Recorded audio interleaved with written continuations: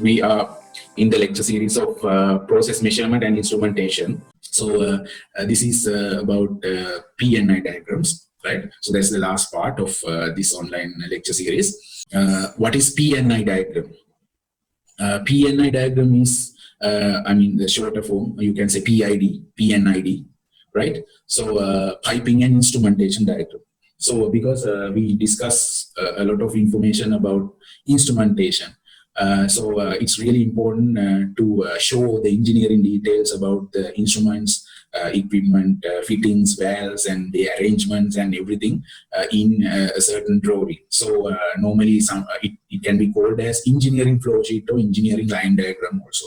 So if you do a certain equipment design, now you are involved in equipment design, now you have vessel designs, now you are engaging. So normally if you conduct a design for a certain equipment, you must prepare 3 types of diagrams or drawings, right? We will first discuss about the types of these diagrams and drawings. So first thing is mechanical drawing. Mechanical drawing means the equipment drawing that is required for the mechanical engineers to build up the equipment, right? So as an example, if you design a vessel or design a reactor or something, you need to really provide the details for the people to establish or otherwise construct that equipment, right? So construction can be done if all the details are clearly mentioned. So mechanical drawing actually is something like similarly, if we go for civil engineering side, for the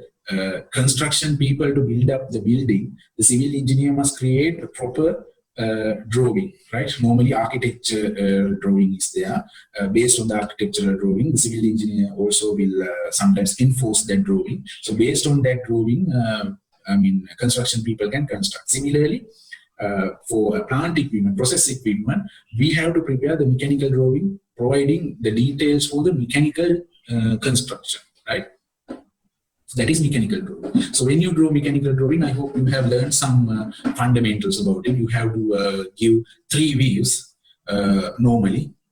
In 2D drawings, you have to provide 3 views. 2D, I'm talking about 2D drawings, 2-dimensional views. You know that top view, front view, and side view, 3 views with their projections, right? So that is the mechanical drawing. And if you really want to further provide 3D drawing, you should go for isometric view also. Isometric view means the 3D view of that equipment, right?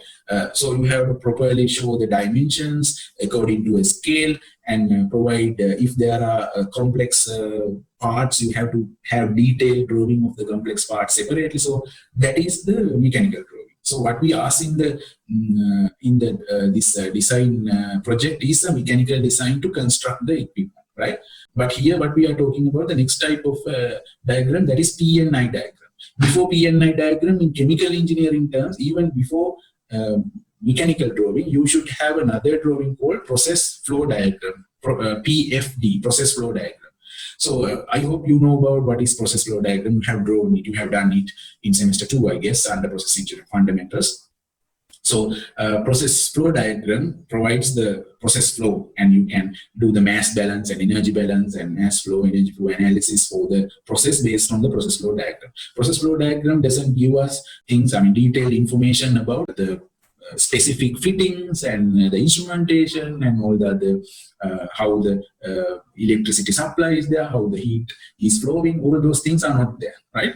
But what you provide, all these additional details, is in the PNI diagram. So that is why PNI diagram is really important to understand how this equipment works in chemical and process engineering principles. And also it is mostly important for not only for the mechanical engineer, but also for the electrical engineer to supply the instrumentation, supply the electricity and other utilities for the equipment and all those things. So all these 3 diagrams, PNID, before PNID, process flow diagram, mechanical drawing, and PNID, all these 3 diagrams must be there with the certain equipment design. In the final year, when you design, you must provide all 3 drawings for the design. So for a PNI diagram, what we have to show, these 6 things mainly: all process equipment identified by an equipment number. So you have to properly number them, and you have to use the standard symbols. I will discuss it in another slide. The equipment, even though you don't have to maintain a proper scale like in mechanical drawing. In mechanical drawing, it should be according to the exact scale, because sometimes you might have to measure from the drawing also. But in PNI diagram, you don't have to stick to a certain scale, but roughly it should be proportional. Like if it is a small equipment, you should show it as a small one. Likewise, there should not be contradictory things like a small one in a large size and large one in a small size. Then it's not sensitive for the referring person of the PNI diagram. Then all piping lines and how they connect, you have to provide line number for all pipes and provide equipment number for each equipment with the legend to understand, okay, this one is this one is like that. So in the drawing or the diagram, you just mention the numbers and the symbols and all, and in the big list of the legend, you can provide a separate list to refer and understand, okay, which one is number one, which one is number two, like that. Then all the valves, control, block valves, and all the other control loops, you have to show the control loops. If you have temperature control, if you have pressure control, you have to show them, right? There are ways to show them. And ancillary fittings and any other additional accessories like steam traps, side glasses, strainers, those things you have to show. And pumps, heat exchangers, all those utility equipments with the code number. Because equipment number, normally equipment number means here the vessels actually. It can be a reactor, crystallizer, distillation column, something like that. But pumps and heat exchangers, they are normally attached to utility equipments. So they should be provided a suitable code number, different from equipment number. Then finally, the all control loops with instrumentation. So if there is a temperature measurement device, you have to show it by a separate symbol. If it's a flow measurement device, if it is a pressure measurement, level measurement, or any other, accordingly, right? So there are standard symbols actually. ASME standard symbols are there. Sometimes you can find chemical engineering, iChemie also sometimes have. Many organizations have given standard symbols. Sometimes many symbols are used for one type of thing, one type of equipment or instrumentation. So you have to use whatever used one, not created one by yourself. Then only, because if normally people who have referred PNI diagrams, they know. So normally for measurement instrumentation type equipments, there is a certain way to show, like you sometimes show it like, as you can see in the right hand side of the slide. I'm not sure whether it's so clear. So you have some letters to be shown. An example is the variable. Now FC is flow controller, TC is temperature controller, TI is temperature indicator, something like that. Sometimes you have indicator and controller in one. So then you say FIC, flow, indicator, and controller. Right, so that is, nowadays we have a transmitter, controller, and everything in one unit. So then accordingly you can show the letters and the number, certain number for the loop number or something, a certain number that represents the requirement, right? So like that, there are standard symbols for the instrument. So when you draw a PNI diagram for your design, you have to, make sure that you use these standard symbols. Then the equipments, you have standard symbols like this for heat exchangers, different type. Normally heat exchangers are having TEMA, Tubular Exchange Manufacturing Association standards. So accordingly, you have their standard symbols for different types. So if it is a shell and tube heat exchanger, you have one. If it is a plate heat exchanger, you have one, something like that. If it is a dryer, cooling tower, and if it is a normal heater, sometimes heat exchanger can be shown in other way also as a heater in the process flow diagram. There's a way to show that. So the same symbol would also be okay for the PNI diagram also in some cases. And other equipments, utility equipments, and vessel, normally you can show it as a tank, a cylindrical tank vessel. Then like that, as you can see in this slide, you can have different. So you have to refer this kind of a standard symbol symbol sheet or some standard when you draw your PNI diagrams, right? Then for vowels also there are standard symbols, like gate vowel is different from globe vowel. So to identify each and every vowel, there are symbols. So you have to use the standard ones. And also for the paths, like if it is a pneumatic line, you have to show it in one way, and if it is a hydraulic line, you have to show it in another way. And if it's a major process, you have to have a thick line, and minor process, thinner line, and electric line is a dash line, something like that. So there are many ways to show. So non-connecting lines, because what I have observed in most of the drawings is this non-connecting line is not shown. Then sometimes it looks like connecting line, but it's not really a it's not really a connecting line. It's a non-connecting line. When you draw, there's no space, and you have crossed it. So when you cross it, you have a way to show it, but most of the students don't show it, and finally it end up with the confusion with your drawing. These things are really important when you make drawings, especially for PNI diagram, because why you provide the PNI diagrams for the people to understand how the instrumentation and piping and all other accessories work, and do some troubleshooting. So specifically in maintenance work or something, this PNI diagram of an equipment is essential to refer and find out how they are connected and something like that, how it is inside. Then accordingly, by referring the PNI diagram, the maintenance people can dismantle the equipment. Otherwise, if they dismantle without the referring it, sometimes there can be some problem happen, or some hazard can happen to the equipment also. So like that. So it's really important when you draw a PNI diagram, you should check it carefully, and whether it can be understood by any person with the standard symbols, right? So examples of PNI diagram I would like to show here. This is a single unit for a heat exchanger, how you can show it, like just for the measurement. So in this case, we don't have control loops, no control, but just measurement. Actually, controllers are fixed, but control loops are not shown. So it's like flow controller is there, and valve is there. Most probably for here, it's just not a full one, right? Just only for controllers and temperature controllers, but no measurement device. I think you can show it like here, just flow controller and the indicator both in one, right? So this is one way without showing the control loops. It really is not required. But here you can show the control loop like this.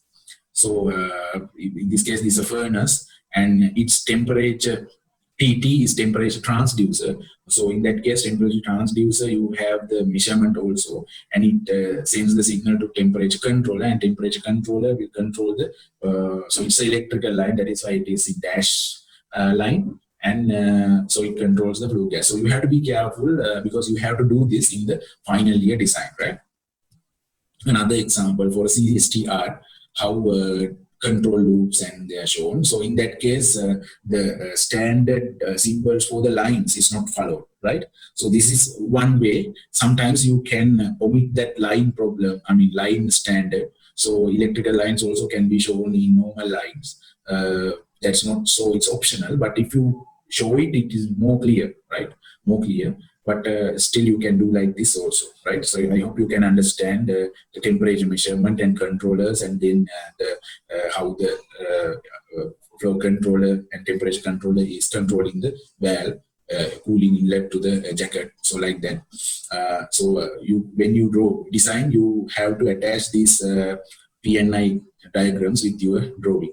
Then another example is with the many equipments, right? So when many equipments are there in your PNI diagram, it will be little complex, and then you really require a legend with the proper numbering and coding. Okay. So if you want to create a PNI diagram, rather than doing it manually, you have to use some software. Normally you can do this in Microsoft Visio software. I hope you have some understanding. You have done it, I think. In Microsoft Visio, if you have a standard Microsoft licensed system, you can download Microsoft Visio and freely, or otherwise it comes with the Microsoft Office packages also. So this Visio has a standard symbols itself with the inside it, so you don't have to worry about the standard symbols. You can use the standard ones for your PNI diagram development. Another similar software is eDrawMax. It's same like Microsoft Visio. You can download it separately from internet. eDrawMax is also available. that also has the standard symbols similar to Visio. So otherwise, you can use AutoCAD where you don't have the standard symbols, but using the lines and all drawing with the lines, you can draw the symbols yourself and draw the PNI diagram. But it is a little tedious task compared to Visio and Hydromax. You will have to spend a lot of time.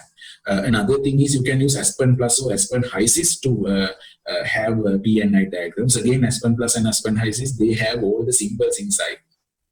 Most of the standard symbols are there for the instrumentation also. So, I mean, normally Aspen Plus and Aspen HYSYS are process simulation softwares. Its purpose is not just generating PNI diagrams, but you can get some important work. That is, you can just simply draw diagrams and get the drawings out of it. But I recommend Aspen Plus and Aspen HYSYS mostly for process flow diagrams rather than PNI diagrams, because PNI diagrams you can do either using Visio or Hydromax or AutoCAD easily rather than using. Sometimes other simulators also have possibilities. There are many other process simulators. They also have like ChemCAD Pro 2 or something like that. They also have the facility to draw PNI diagrams using their standard symbols. So you can use whatever it is. But you cannot use some standard mechanical drawing software like SolidWorks or even AutoCAD you can use, but SolidWorks you cannot use for PNI diagrams. Can use, but it's very difficult because you have to draw all the symbols by yourself, right? So you have to learn some AutoCAD or SolidWorks or some other mechanical design software for mechanical drawings. As well, you have to do the PNI diagrams using Visio, Hydromax, or Aspen Plus or other software, right? So I would like to, as the last slide, I would like to show this because this is the real sense in industry. This is control room in a certain industry. This is how you control over the. So finally, for the entire factory. This is a large scale factory. So entire factory, all the PNI diagrams will be connected, the connections here. So it's a central control room where you have online monitoring of the plant. But in most of the Sri Lankan industries, they still don't have developed, they don't have introduced online monitoring for their chemical engineering plants. But in future, some plants actually they have, so in that case you can learn. So it's really complex, so you need the proper PNI diagrams to identify if there is any maintenance in these control rooms. For electrical engineers it's required as well. For instrumentation engineers and process engineers also should have understanding about this. Then only this smooth operation, smooth control, process control can be conducted for the entire plant. So I hope through this you got some fascination, or you got some introduction, initiation, and some good understanding about what you should place in the industry, what you should do in the industry. So I try my best to provide that feeling out of my lectures, because what we really want is not the classroom lecture learning, because you are professionals, going to be professionals, so you should learn the real sense and you should apply them in the real industry, whatever extents that you can apply it, right, with the current infrastructure. And future infrastructure, you might be able to apply the other things, right? So that is the real requirement of education, and this kind of professional education degrees in engineering and all, not just writing the exam and getting high results and get a higher GPA, but to really work, really provide the technical expertise into the future of the world, right? Okay, so I hope my lecture series provided some sense about it. So that's the end of all my lecture series. So thank you very much for being with me for the entire time. Have a nice day and stay safe.